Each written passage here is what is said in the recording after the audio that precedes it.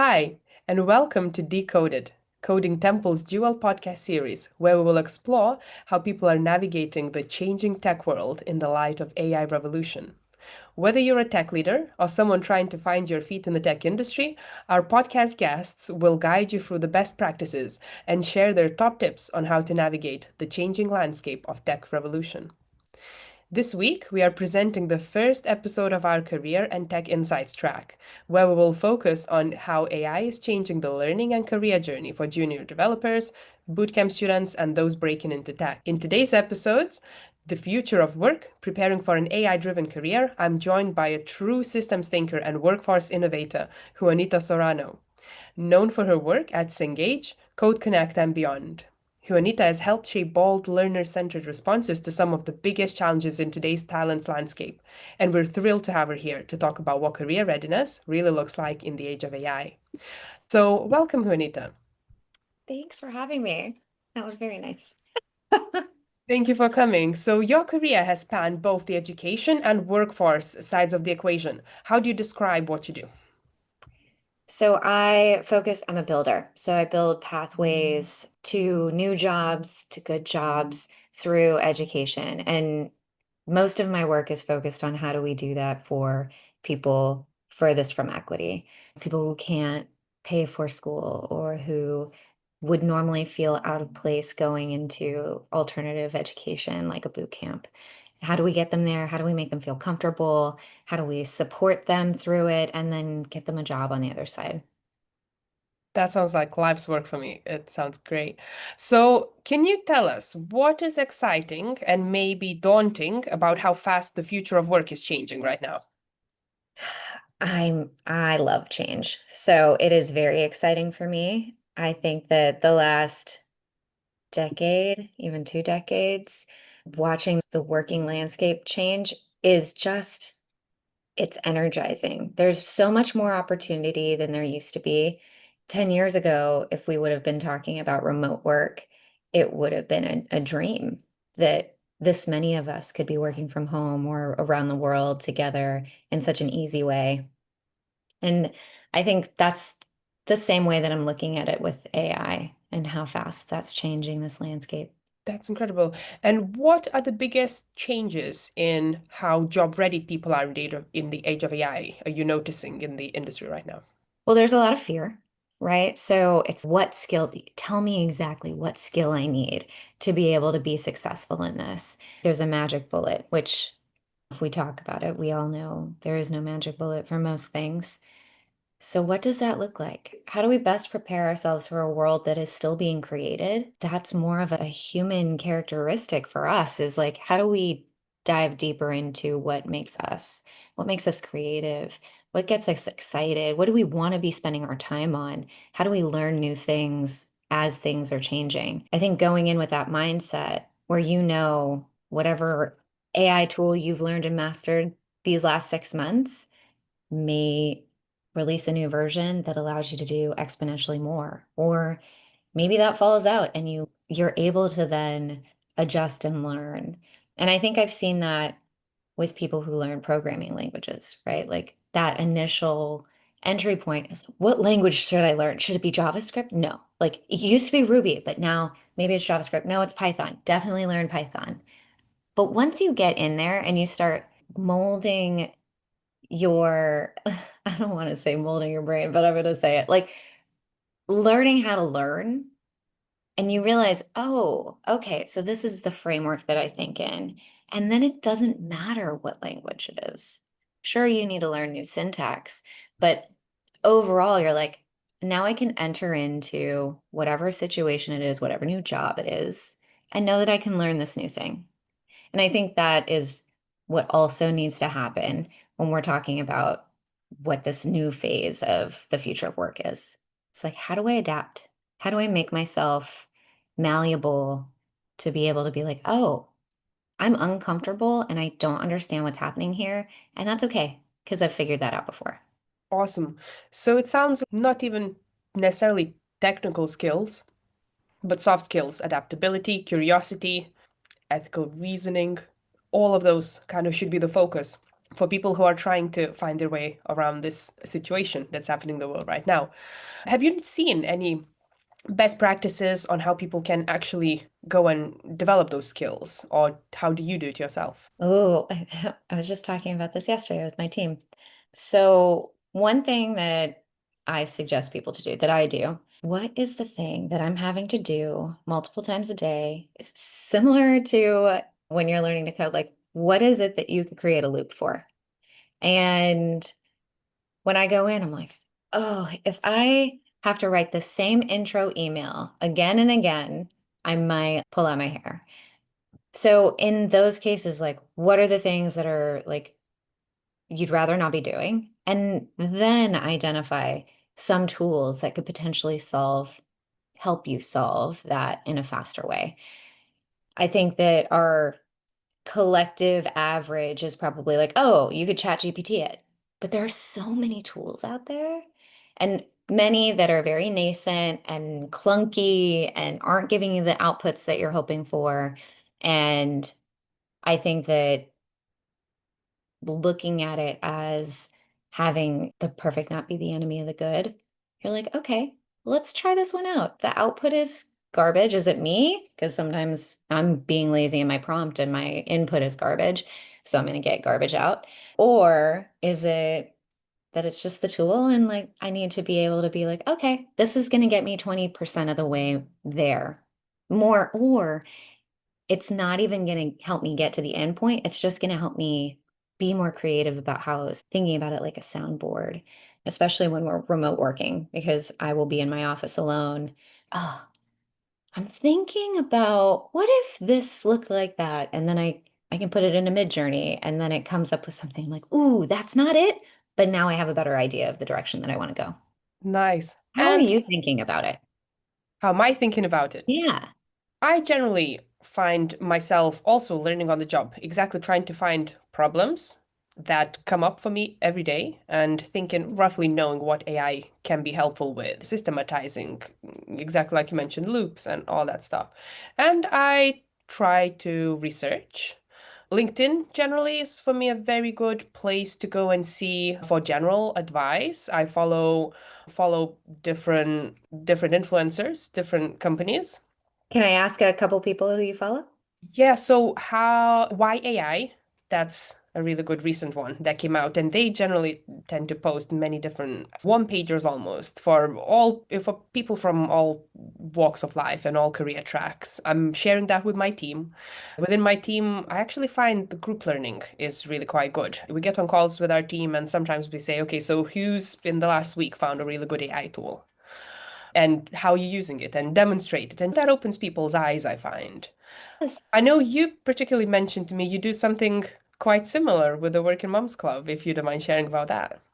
Yeah, with CodeConnect, something that I was experiencing in my day job is that we were really focusing on upskilling, we still are, but the people who aren't opting into that or don't have the access to it are losing out on that opportunity to learn even just the basic skills. So I think when we think about first movers, it's usually someone who's really excited about new technology. Let me get the newest thing. I want to know everything about it. And they're just voracious learners.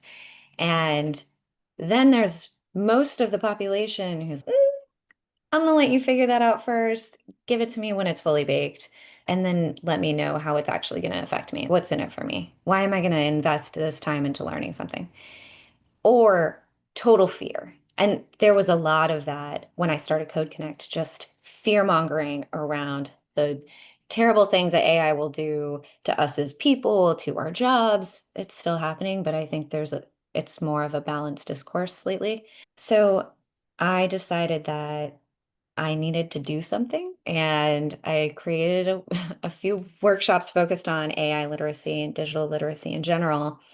And the experience that you're talking about, when my kids were under 5, I was part of a mother's club in my town, and they are so supportive and wonderful.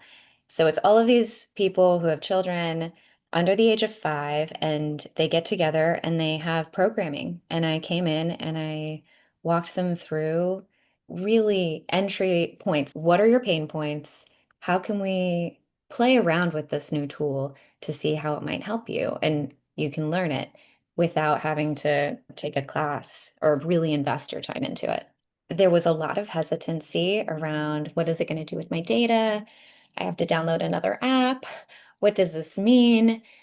But other conversations also came up around some of these people were on leave, or maybe they were only stepping away from work while their kids were little.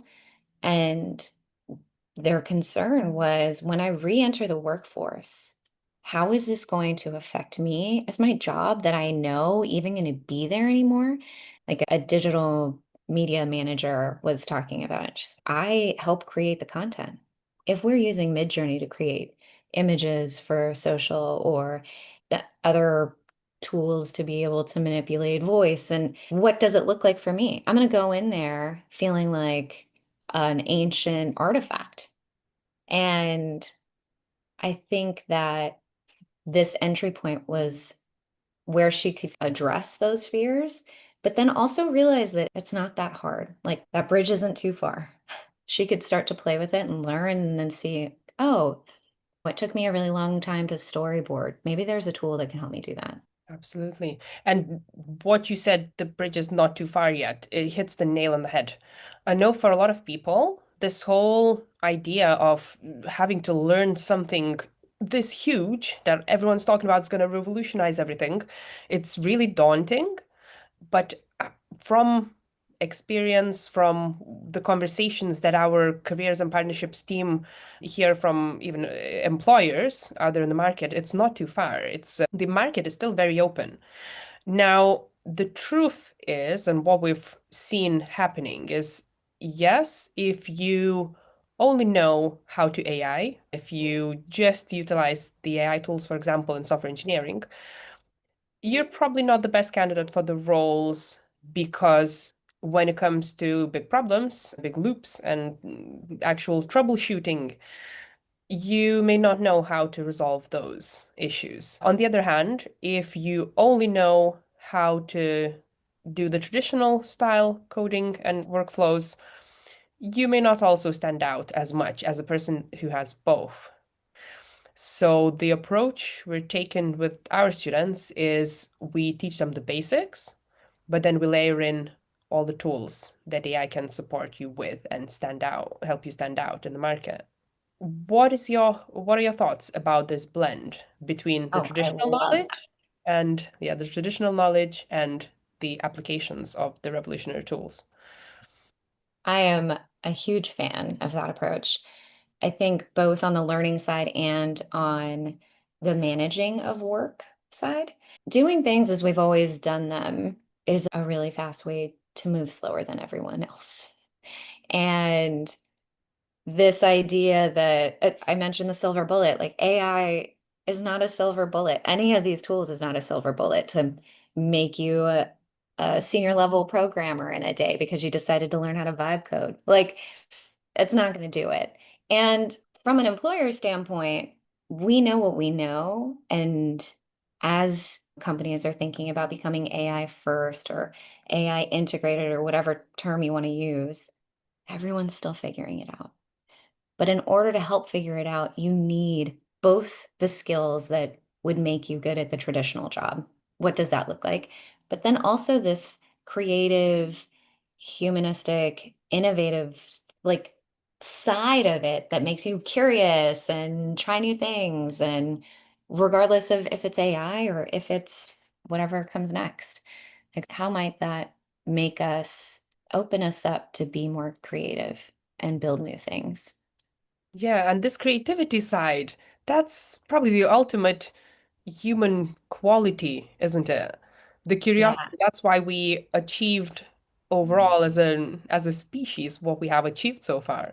So I think that combination between AI literacy and still keeping the human creativity leadership, all of that, that probably is going to be the key for everyone. Yeah. So, how do you advise people to focus on and grow those leadership and curiosity, those kind of emotional intelligence sides of themselves? Ooh, this feels very much like grit. Angela Duckworth wrote a book on grit and resiliency and a growth mindset. So those like micro doses of being uncomfortable and pushing yourself a little further to learn something, that's what's going to make you the best candidate in the workforce, really, because then we know as you're working through problems that when you get stuck and you hit a wall, you're going to try and figure out, okay, are there people that can help me with this? Are there tools that can help me with this? How can I integrate them both to move past that? Thinking about every single tool that you could learn or every single outcome that could happen with the work that you're doing now and the introduction of AI. If we're looking at the companies that are laying off people, like, oh, why should I even learn how to do any of these entry level skills if they're laying off everybody and then who's going to hire me? I think that can lead you to not pushing against that uncomfortability and pushing forward because then you're like, oh, I'm acting in a place of fear instead of a place of curiosity. So lean into that. And if it's too daunting, like maybe your workplace doesn't allow you to take their IP and put it into like a chat GPT. Okay, then practice on whatever it is for yourself.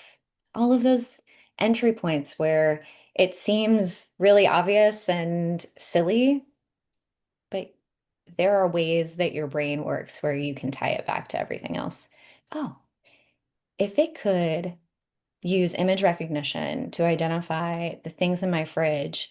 And then I can have a database that's connected to it to identify when I put it in the fridge, when I should take it out, what's expired, what's nearing expiration, and then optimizing how much lettuce I should buy next time so that it doesn't wilt and go bad in my fridge because I know I only eat a quarter of a head of lettuce every 2 weeks instead of buying a pack of three romaine heads, I'll only buy one. And as you're doing that, as you're working that out for yourself on a really low stakes thing, that can show up in your work. Huh. I wonder if we start to build this platform for something, how, I wonder if there's a way where we can analyze that data in a different way.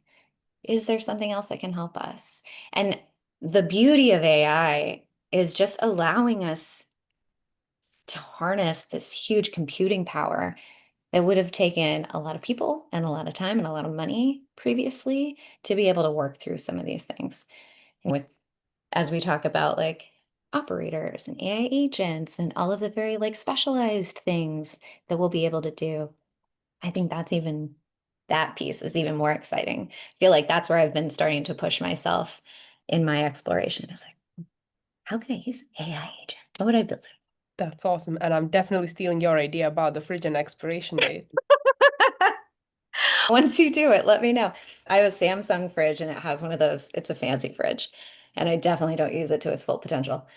But it has one of those cameras in it and it will alert me. It's like, your mayonnaise has been in here for way too long, ma'am. And I, yeah, that's actually what made me think of it. I was like, ooh, when's the last time you bought cereal? How long has this Rice Krispies been in this pantry? Like all I know is the expiration date. I have no idea when it went in there. Like how long, when did I open it? No idea. I'm just gonna have to experiment.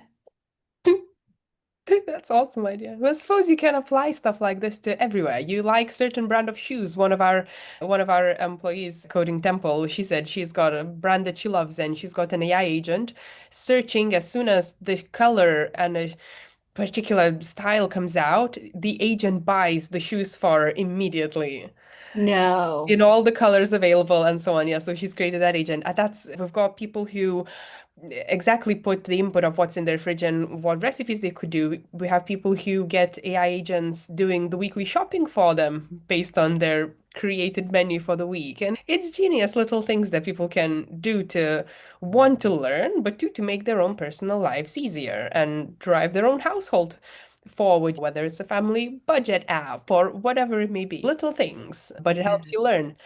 And I guess you can then showcase that to employers. If you get interviews, you talk about the use of it. Whilst you still know what to do in your day-to-day job as a human, you can also show and demonstrate the applications and your creativity and curiosity.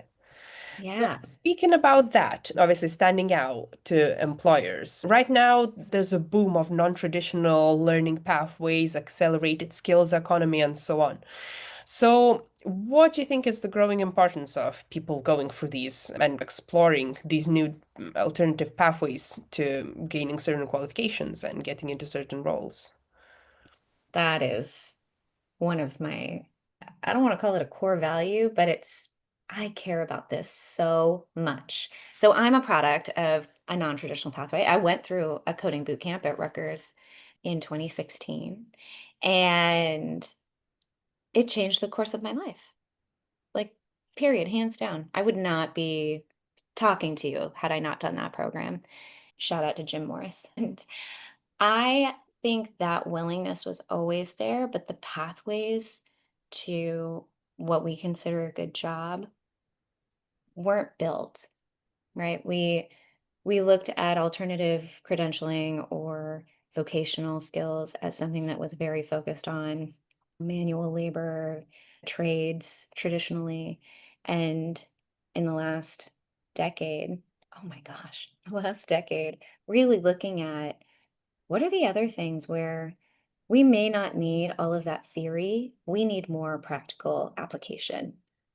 Now we're talking about advanced manufacturing, which could still be considered a trade, but healthcare and different types of coding boot camps, which wasn't the kind that I went to, cybersecurity. What does it look like to take all of that experience, transferable skills that you have with whatever work you were doing prior, and put it into this new industry? And I think that from an employer standpoint, that's compelling because the ramp up time is less and you're getting a more fully, like a more experienced person to work with.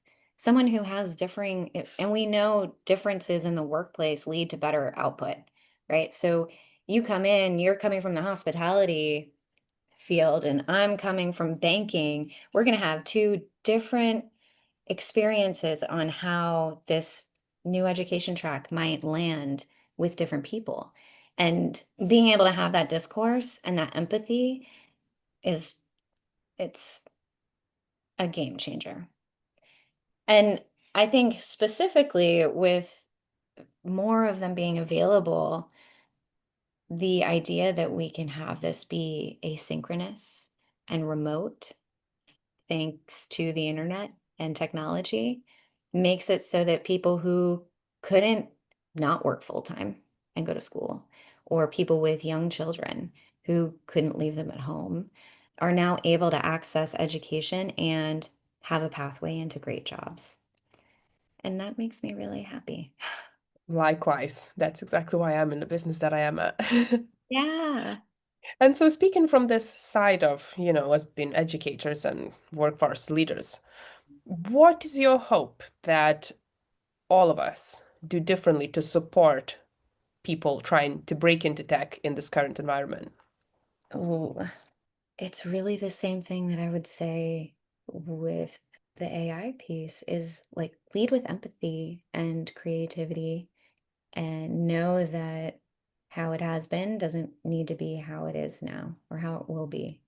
So, as someone who is trying to encourage people to go through these new pathways and invest their time, and it's not just their time, like the people around them who are caring about them and supporting them through it, their jobs who might have to be understanding because there's something that they need to study for. Like it has to lead with community and like really wrapping our arms around how do we do this together? Absolutely. And how do we keep this conversation going between us and our learners about the future of work and AI? The learning doesn't stop when you leave the class, right? So it's great. You spend part of your year really deep diving into new skills, and then you get out in the workforce and you immediately get feedback on what did you learn that you can put into practice right away? What did you learn that was like, oh, that was a waste of time. But then 6 months later, you're like, actually, that did come in pretty helpful, handy. And then sharing that feedback loop is super important.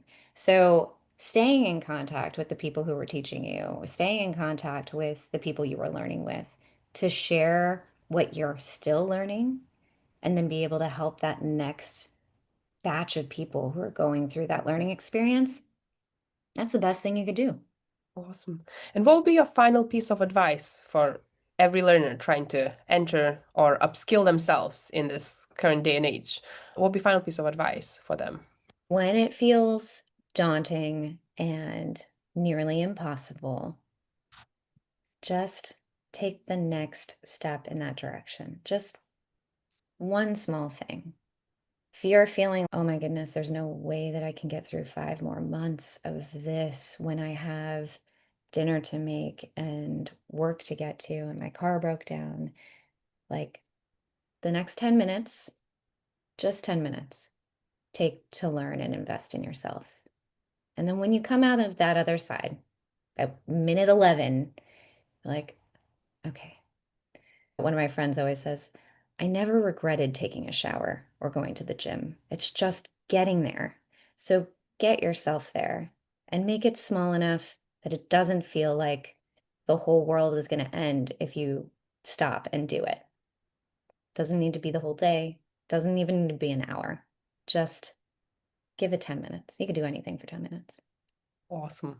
That's beautiful. So thank you so much, Juanita, for joining me in this incredible conversation today. You painted a really powerful picture, I think, and a very practical vision for what the future of work looks like, what upskilling looks like, what people should focus on, the human skills that is beyond technical, and also some good piece of advice for educators as well. So thank you so much, Juanita, again, for being a wonderful host, and I really look forward to speaking to you again. Thank you so much. Thanks for joining us on this episode of Decoded. And if you're a tech leader navigating the evolving world of AI and organizational design, or if you're someone looking to break into tech, change careers, upskill, or simply find the right job support, we're here to help. At Coding Temple, we specialize in talent pipeline advice and workforce upskilling, preparing people and teams for the future of work through hands-on training and our dedicated careers camp. Thanks again for tuning in, and don't forget to subscribe. We'll see you next time as we explore more ways to thrive in a tech-driven world.